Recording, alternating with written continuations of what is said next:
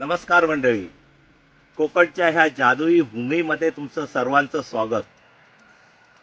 हा निसर्ग, ही जमीन, तिथल्या प्रत्येक क्षणामध्ये एक गोष्ट दडलेली आहे. मंडळी, आज आमच्या गावची जत्रा आहे.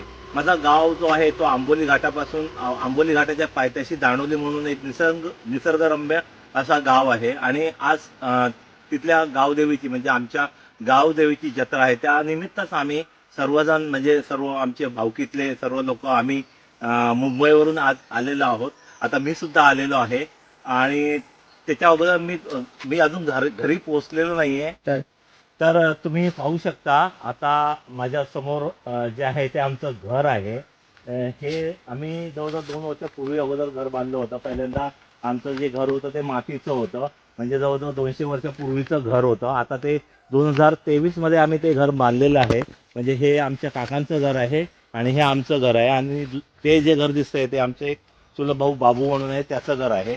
आणि हा आमचा पक्याचं हे घर, हे पक्या म्हणून माझ्याबरोबर सतत असतो. पुढे तुम्हाला व्हिडिओमध्ये दिसेल तो पक्या, आता सध्या नाही आहे तो.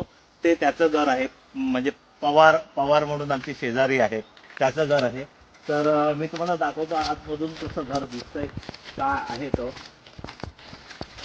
इथं हा जो परिसर होता तो पहिल्यांदा इथं आंब्याची आणि फणसाची मोठी मोठी झाडं होती. पण कालांतराने जुनी झाली होती ती झाडं, म्हणून आम्हाला ते नाईलाजाने तोडावी लागली.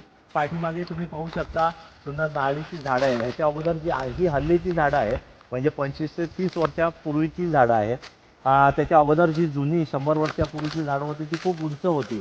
पण ती जेव्हा पावसामध्ये वारा यायचा त्यावेळी त्याचा ओघ जो असायचा तो घराच्या दिशेने असायचा. त्यामुळे आम्हाला ती तोडावी लागली. आणि त्या नारळीच्या झाडांच्या पाठीमागे तुम्ही सुंदर असा निसर्गाचा नजारा पाहू शकता. डोंगर आहेत आणि त्या डोंगरामध्ये ठिकठिकाणी सर्वांची काजूची किंवा नारळाची बाग प्रत्येकाने तयार केलेली आहे.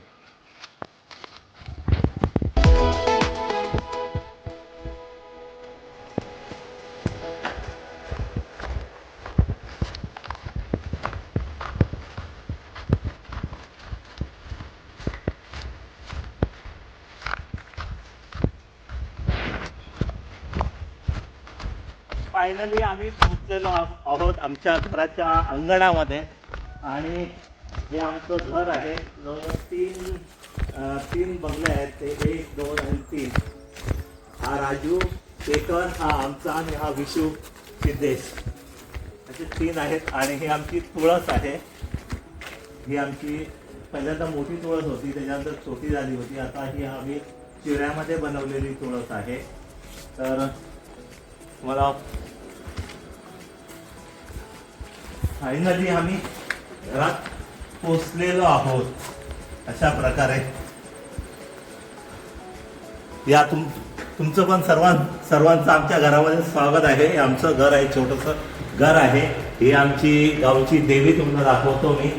जो आंघोळ झाली नाहीये तरी पण दाखवतो दाखवूनच. ही आमच्याकडे आमची गावच्या लिंगमाऊची उत्सव मूर्ती आमच्या घरी असते. आमचा राजू माझा भाऊ, तुझा भाऊ आहे, तो आहे. तो आता त्या मंदिराकडे गेलेला आहे, तो नाही आहे आता सध्या. आमचे बाबा army man, yes army man, ज्यांचा व्हिडिओ तुम्ही पाहिला असणार पहिल्यांदा, एक राखणदार म्हणून, ते हे आहेत आमचे बाबा श्री. आणि परंपरेचे राखणदार. आणि हे आहेत आमचे काकासाहेब आमचे, जे सगळं देवाचं बघतात, ते आमचे काकासाहेब. काका ये व्हिडिओ मध्ये, हे आमचे काकासाहेब. मग आणि आमची सौ खास करून जत्रेला आलेली आहे, झालेली आहे. काकांचा मुलगा शेखर काही यंदा येऊ शकला नाही, कारण याच्या अगोदरच आला होता, नाहीतर आमचे सगळे जण येतात. झाली का तयारी?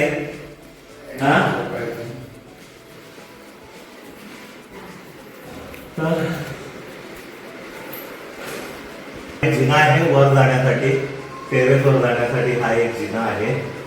आणि आता सध्या थोडंसं दाखवतो मी तुम्हाला. हा हे आमचं घर, हा आमचं घर आहे. G+1 गेलेलं आहे इथून असं. आणि हे आमची अनु इकडे, अनु इकडे, बाबू इकडे येस.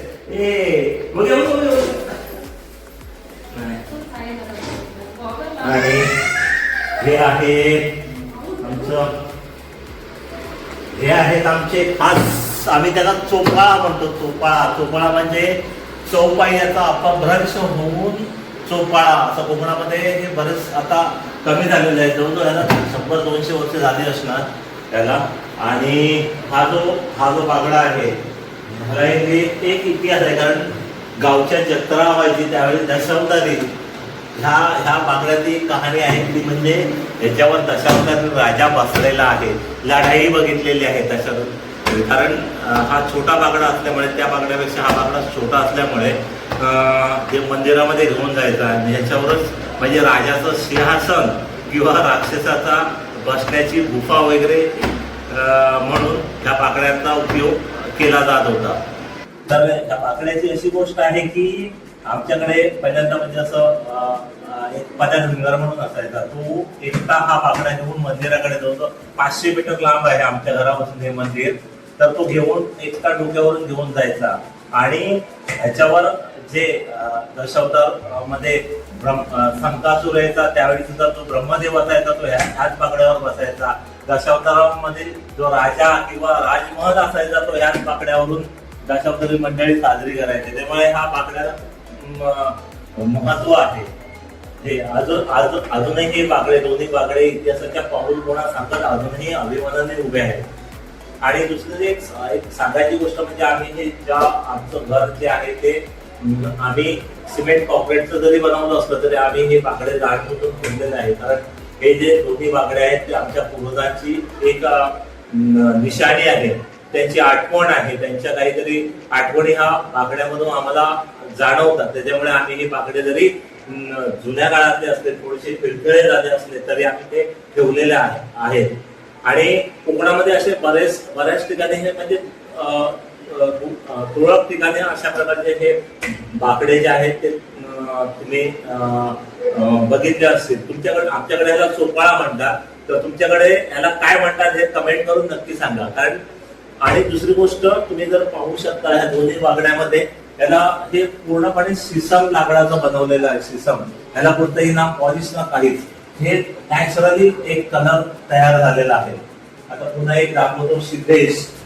हे आमचा बाळ्या शितू आंघोळ करतोय वाटतं. शितू आंघोळ करतोय वाटतं, एकटा झालेला आहे तो.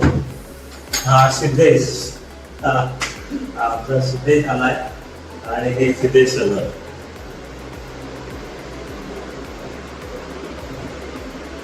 झाले आपण एकटा झालेला असे आम्ही थोडे झाले. कारण याच्या अगोदर आम्ही मागच्या महिन्यामध्ये सगळे आलो होतो. आमच्या घरामध्ये एक प्रॉब्लेम झाला होता म्हणून, त्यामुळे सगळेच काही येऊ शकले नाही. गणपतीला सगळेजण असतात. तर तुम्हाला हा व्हिडिओ कसा वाटला हे कमेंट करून नक्की सांगा. जर व्हिडिओ आवडला असेल तर लाईक करा, शेअर करा आणि सबस्क्राईब करायला विसरू नका.